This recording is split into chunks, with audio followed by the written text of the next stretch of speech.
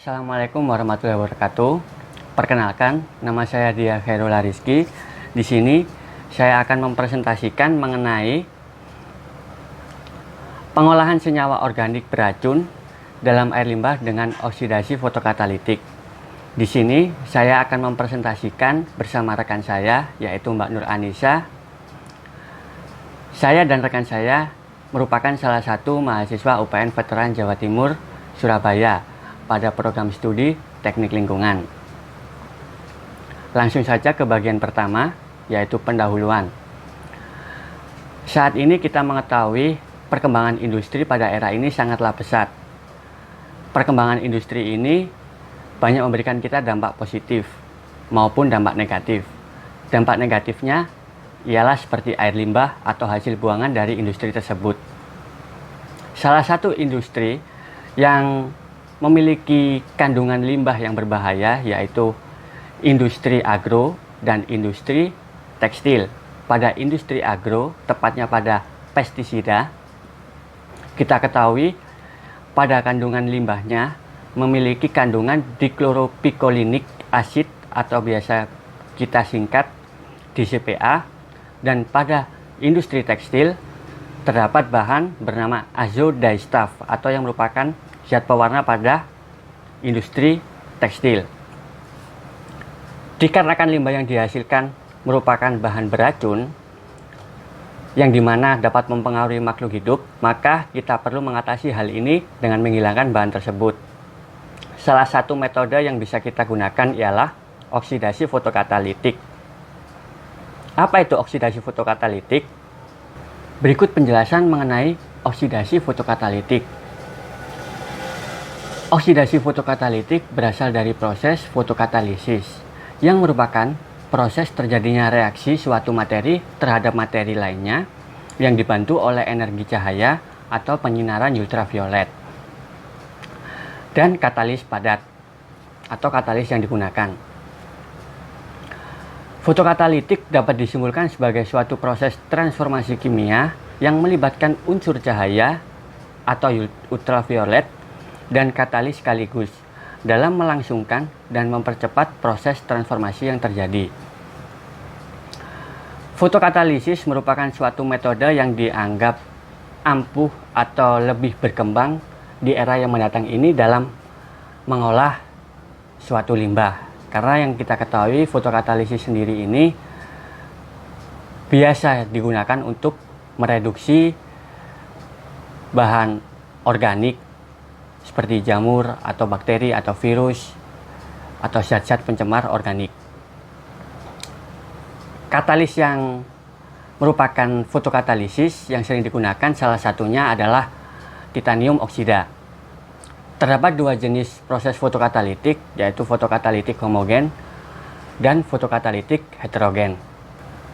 Pada penelitian kali ini, di mana memiliki topik penelitian mengenai katalis yang digunakan, yaitu merupakan katalis leburan besi atau leburan logam, di mana substrat dan intermediat produk hancuran membentuk senyawa kompleks dengan Fe3+ yang dapat bersifat senyawa sensitif cahaya.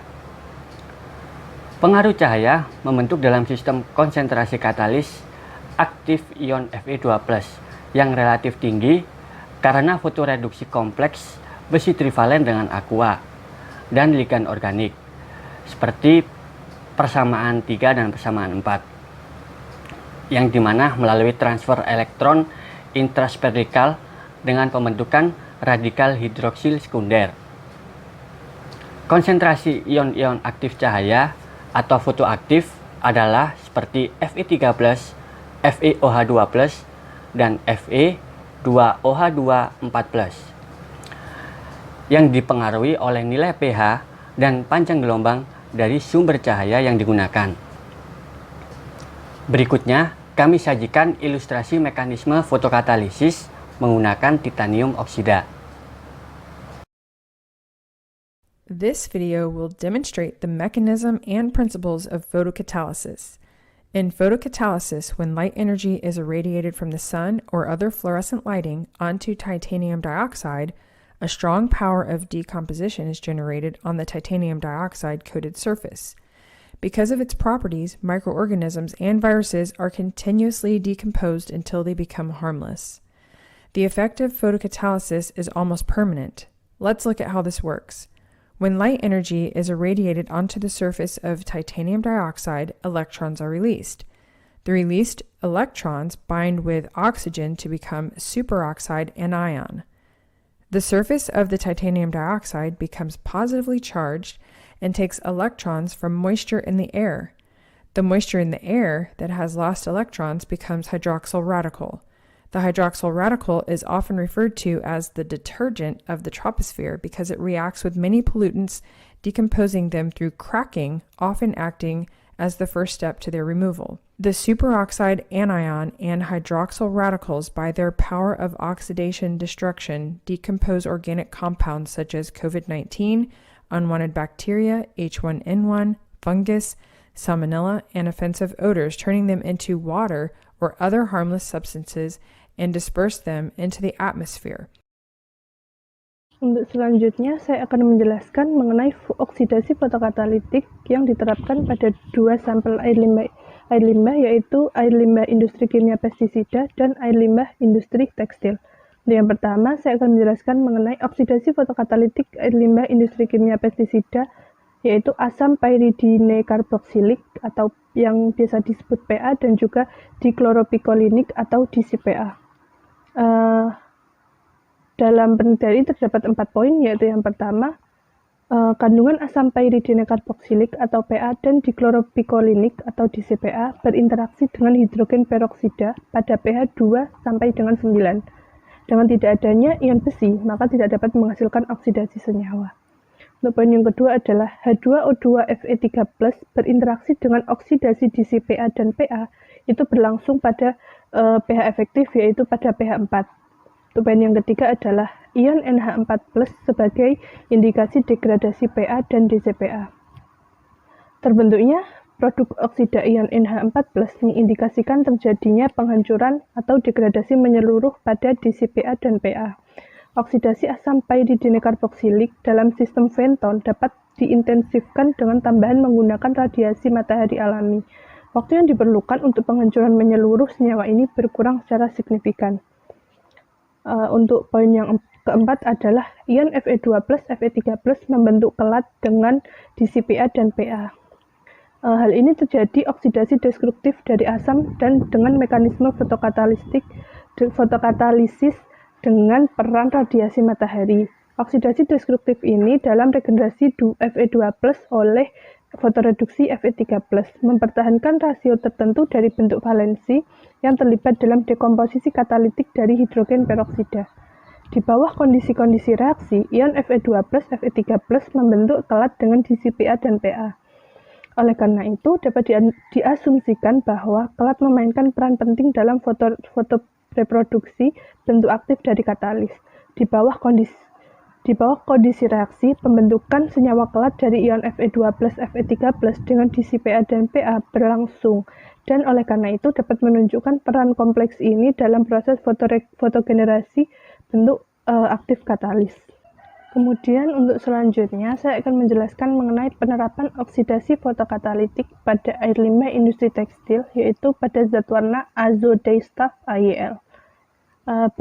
Di sini dapat menunjukkan bahwa sinar UV tampaknya mempercepat reaksi reagen Fenton.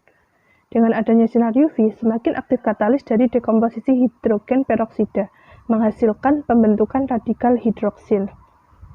Berdasarkan sinar tersebut, aksinya itu semakin dipercepat. Hal ini dikarenakan terjadinya fotoreduksi ion Fe3+ menjadi ion Fe2+ yang merupakan katalis lebih aktif dalam dekomposisi hidrogen peroksida.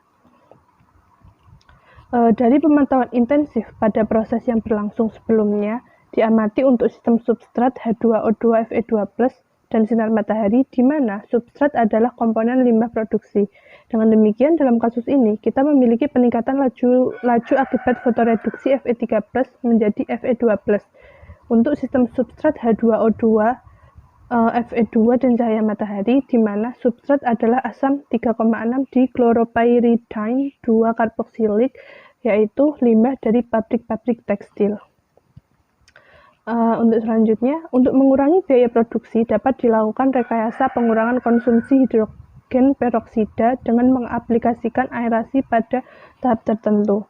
Hal ini dilakukan karena regenerasi ion Fe2+ ion di dalam reaksi, jumlah sebenarnya katalis dapat dikurangi secara signifikan.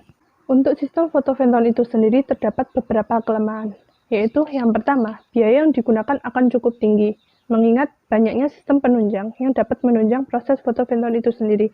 Yang kedua, diperlukannya sistem pengasaman dan juga netralisasi pada proses penyimpanan H2O2.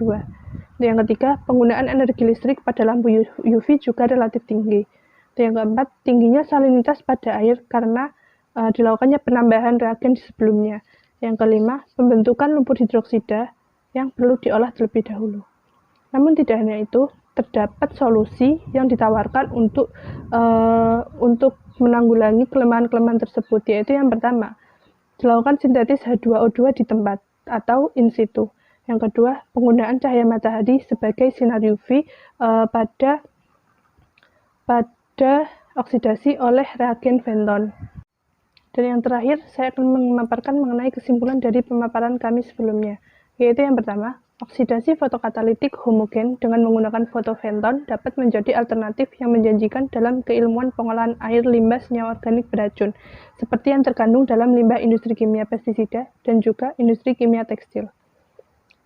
Yang kedua, teknologi oksidasi fotokatalitik homogen dengan menggunakan fotofenton sistem dengan senyawa katalis logam Fe atau Cu memiliki keunggulan yaitu tidak membutuhkan sintetis katalis yang rumit karena cukup berupa Fe3+ atau Cu3+ sebagai fasa katalis.